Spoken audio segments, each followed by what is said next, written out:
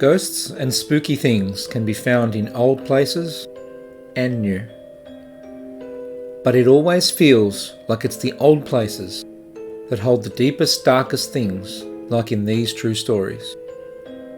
Do you stay among spirits in somewhere old and creepy, like these people did?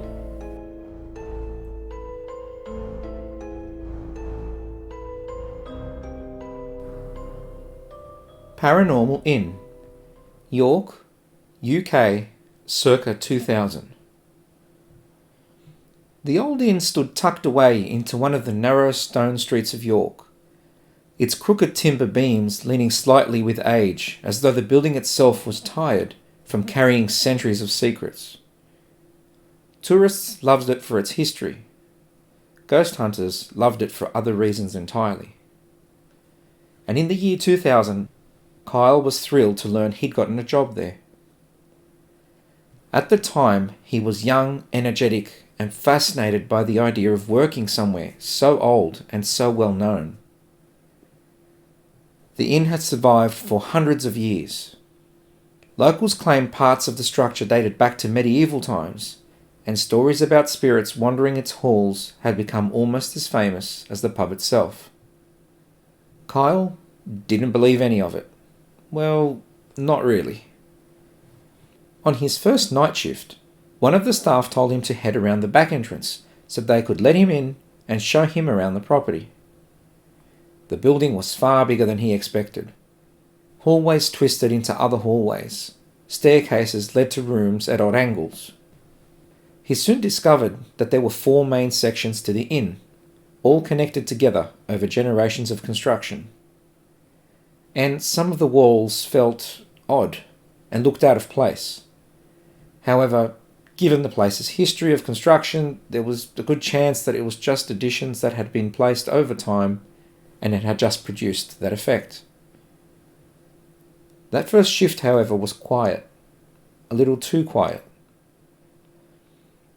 No guests were occupying several of the upstairs suites, and during the early hours of the morning, Kyle decided to sneak into one of the empty rooms to relax for a while.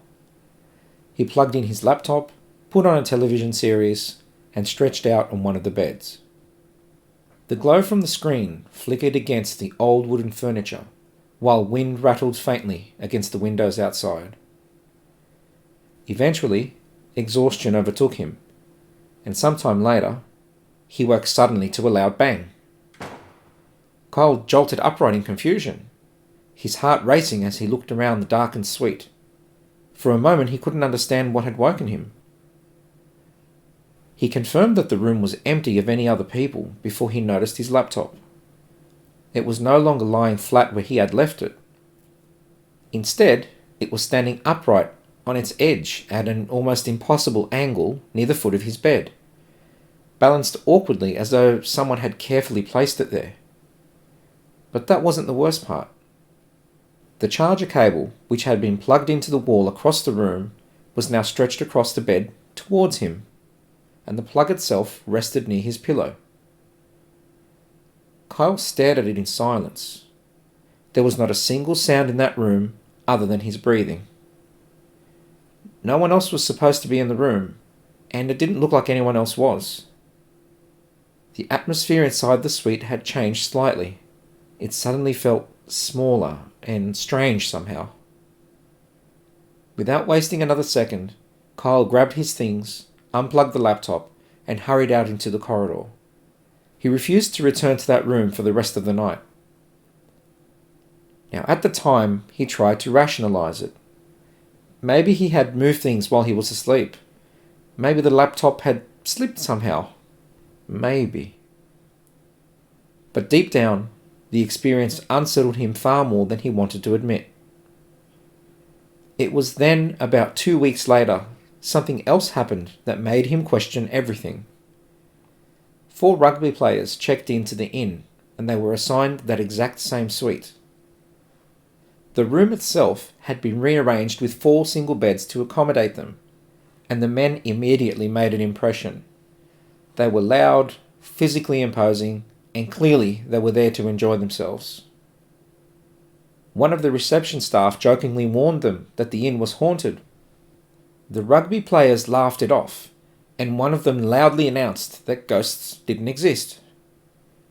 Another mocked the stories they'd heard about skeletons supposedly being discovered inside the walls during renovations years earlier.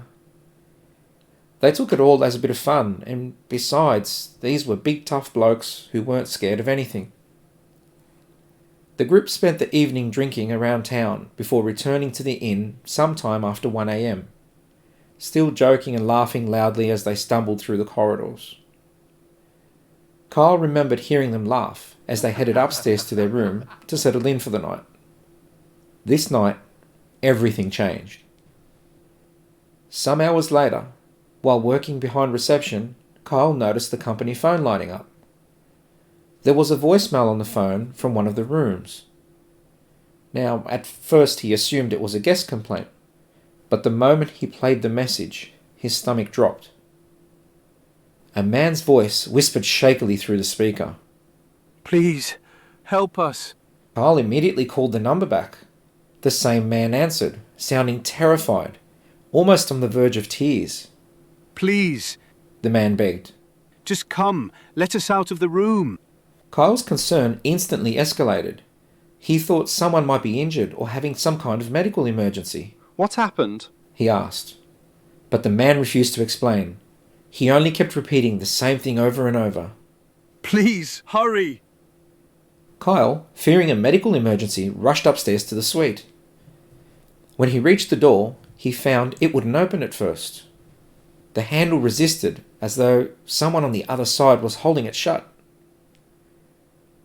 After a few attempts and some shaking of the door, it still would not budge. Inside, panicked voices could be heard. He stepped back for a second, thinking about what to do.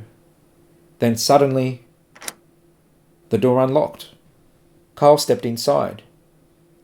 The rugby players looked pale, completely pale. Not one of them said a single word. Instead, all four men immediately pushed past him and bolted into the corridor without even looking back. They disappeared down the hallway so quickly, it was as though they were fleeing something still inside the room. Kyle stood there in stunned silence. He didn't see them again until the following afternoon, when two of the players reluctantly returned to collect their belongings and grab a quick drink before leaving town. By then, Kyle needed answers. He approached them carefully and asked what had happened the night before. At first, neither man wanted to talk about it. One stared into his drink in complete silence. It was clear that he was not going to talk. The other finally sighed heavily and began explaining. He said they'd all gone to bed normally, nothing unusual. Then, sometime during the night, the ensuite bathroom door that had been left open suddenly slammed shut by itself. A few moments later, it slowly creaked back open. The noise woke everyone in the room. At first they laughed it off, assuming there must have been a draft somewhere in the ancient building. So eventually they tried to get back to sleep. The man paused for a long moment before continuing. He looked down at his drink and nodded at Kyle, as if something had really shaken him. "The next thing I know," he said quietly, "I wake up hearing one of the lads screaming." Kyle leaned closer. The rugby player swallowed hard. He kept shouting, "It's pulling me! It's pulling me!" All four men sat upright in their beds, and there, in the darkness of the suite, they watched their friend being dragged physically out of bed by something they could not see. The man crashed hard onto the floor with a violent thud. He screamed in pain. The others rushed over to help him, and he complained of several painful sights on his body. They had a quick look to where he was pointing and pulled up his shirt. There they found long scratches running across his back and down his legs. They then noticed something even worse. 2 distinct bite marks, one on his shoulder, another on his calf. The rugby player looked Kyle dead in the eye as he finished the story. "We came here laughing at ghosts. He said quietly. We're not laughing now. Kyle apologised and tried offering them a complimentary stay in the future as compensation for the ordeal. The reaction from both of the men was immediate. Fuck that. And with that, they left the inn for good, never to return. Kyle's story doesn't end there though. The strangest experience Kyle ever had happened later, deep beneath the building. After months of working at the inn, Kyle heard countless rumours from staff members about the cellar. Long ago, according to local stories, prisoners were executed near the area during medieval times. The inn itself was supposedly used as a temporary morgue before bodies were buried. The cellar, now converted into a storage area for alcohol, was rumoured to be where the bodies were once kept. Many employees avoided going down there alone, and Kyle thought that they were just exaggerating, maybe trying to scare the new guy. One evening, he decided to prove everyone wrong. Ignoring the nervous looks from the other staff, he headed downstairs alone to collect more beer bottles. The staircase leading into the cellar felt claustrophobic. The walls had been plastered over long ago, and there was no handrail guiding the descent into the darkness below. Just cold stone and silence. Kyle reached the bottom and looked around.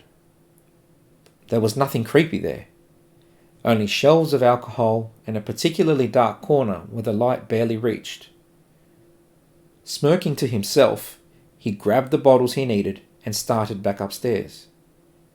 Then, halfway up the staircase, a voice whispered directly into his ear, clear and loud. Get back here. Kyle froze, and in that exact instant, he felt something yank violently on the back of his shirt. The force was so sudden and so powerful that he lost his footing entirely and dropped what he was carrying. Glass exploded everywhere as he fell backwards down the stairs, bottles smashing beneath him. His shirt ripped across the back. Kyle scrambled upright instantly, spinning around to see who had grabbed him and to reprimand whichever of the staff had played this cruel prank on him. No one was there. The cellar was completely empty. Pure panic flooded through him. He sprinted upstairs and burst back into the main bar area, breathless and shaking.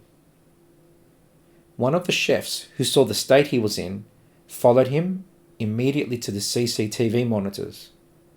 And according to Kyle, the footage showed him walking normally up the stairs, then suddenly jerking violently backwards, as though someone unseen had pulled him.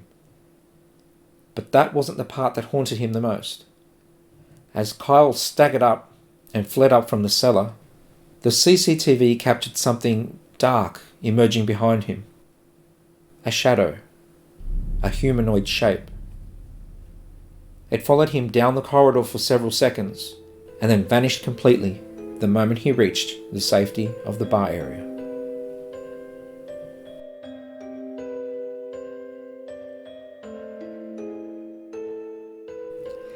Hey guys, you might have noticed a drop in episodes lately, and that's just because I don't have enough stories to share.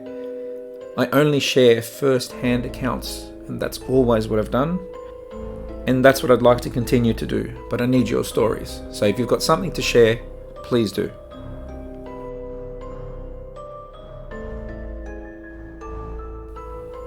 Haunted Irish Home, Dublin, Ireland, from the 1950s to circa 2010. In the heart of Dublin, long before sleek office buildings and modern apartments replaced the old streets, there once stood rows of ageing tenement houses, packed tightly together. Families lived side by side in those narrow homes for generations. Children played in the streets below, while voices echoed through thin walls and dark stairwells. And among those old buildings stood a house that is the subject of this story. Today, much of that old neighbourhood has disappeared beneath redevelopment, but according to Liam and his family, something inside that house may never have left. Liam's grandparents first moved into the property sometime in the late 1940s or early 1950s. It was a large house by the standards of the area. The ground floor contained a small grocery shop along with a kitchen and a living area where the family gathered each evening. Above that were two nearly identical floors, each containing 3 bedrooms. Between the levels were narrow landings with small toilets, tucked awkwardly beside the staircases. But despite its size, the house always felt dark. Natural light barely reached the interior, especially around the stairs and upper landings. Even during the daytime, certain parts of the house seemed permanently shadowed. And over the years, multiple members of Liam's family began experiencing things they could never properly explain. Liam himself remembers the fear long before he understood it. From 1980 until around 1984, during the first years of his life, he shared a bedroom on the first floor with his parents and his baby sister. Most people dismiss memories from early childhood as vague fragments, but Liam says one feeling remained crystal clear all throughout: fear. Specifically, fear of the staircase that led from the first floor up towards the toilet landing between the first and second floors. Even as a very young child, something about that staircase terrified him. And with that fear came a recurring nightmare that repeated itself over and over again during those years. In the dream, Liam would step out of his bedroom onto the dim landing outside the first floor rooms. The house would be silent and still. Then slowly, he would look upwards towards the staircase leading to the toilet landing above. And there, peeking around the banister, a face would appear, white and pale beyond belief, watching him. The moment he saw it, terror would hit him instantly and he would scream. Then the figure would suddenly rush down the stairs towards him at impossible speed. Liam would jump sideways in panic as the apparition darted past him and disappeared into one of the bedrooms. But the nightmare never ended there, because when he looked back towards the stairs where the figure had gone, the white face would be there again, watching, waiting, and peeking out from the doorway again. And then the entire sequence would repeat, again and again, until he woke up. For years, this nightmare haunted him, and even after waking, the fear of that staircase never truly left. But Liam eventually discovered something unsettling. He wasn't the only member of the family who feared that part of the house. The second story came from his mother. Back in the 1970s, when she was still a teenager, she returned home one afternoon to find the house unusually quiet. Downstairs, Liam's grandmother and eldest uncle sat talking together in the kitchen living area on the ground floor. No one else was home. His mother's bedroom was located on the top floor, and every single time she went upstairs, she sprinted. Not because she was in a hurry, but because she was afraid. She later admitted that she hated the staircase and upper landing with a fear that she could never explain. On this particular afternoon, after arriving home, she hurried upstairs as usual. She entered her bedroom and shut the door behind her. For a few moments, everything was quiet. Then came a knock at the door. She called out asking who was there. No answer. A few seconds later came another knock. It was louder this time. Again, she asked who it was. Still no reply. A cold feeling started to settle over her. The silence on the other side of the door felt wrong, and somehow it made her grow more fearful. Panicking, she climbed into the bed and pulled the covers over herself like a frightened child, hoping whoever or whatever was outside would simply go away. Eventually, after gathering enough courage, she slowly lowered the blankets and nervously called out one final time. And that's when she felt it. A sudden breeze passed directly across her face. Not from a window or from the door. It felt as if it were from right beside her. Then, inches from her ear, a voice whispered, "Put out that light." The voice was clear, calm, and impossibly close. Liam's mother screamed, bolted from the bed, and ran downstairs in absolute terror. But when she reached the ground floor, nothing had changed. Her mother and uncle were still sitting exactly where they had been before, deep in conversation. No one had gone upstairs, no one had entered the house, and according to both of them, no one else had been there at all. But perhaps the most disturbing encounter in this house comes from Liam's aunt. Back then, the surrounding tenement houses were crowded with families, and neighbours often looked after one another's children. As a teenager, Liam's aunt would sometimes babysit for people living nearby. One evening, she agreed to look after a little girl from a neighbouring house. The child was around 5 or 6 years old at the time and was spending the night at their home while the parents were away just for the evening. That night, the house was quiet. The little girl slept in one bedroom on the first floor, while Liam's aunt slept in another room nearby. Sometime in the middle of the night, Liam's aunt was suddenly awoken by someone gently shaking her. She opened her eyes to find the little girl from next door standing right beside her bed. The child looked confused, not panicked or upset, just quietly curious. Then the little girl asked, "Mary, who's the white lady at the top of the stairs smiling at me?" The room fell silent, because the little girl had no idea about the stories or what the other people had experienced in that home. And yet, she described the exact same figure others had feared for years.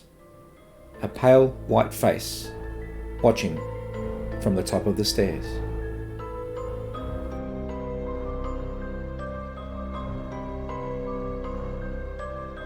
If you'd like to submit your own chilling true tale, so that your story might be featured in one of these episodes, contact me through our website at www.chillingtruetales.com or on email on seekersosparanormal@gmail.com. Email details are in the description. Thanks again for joining me. Until next time.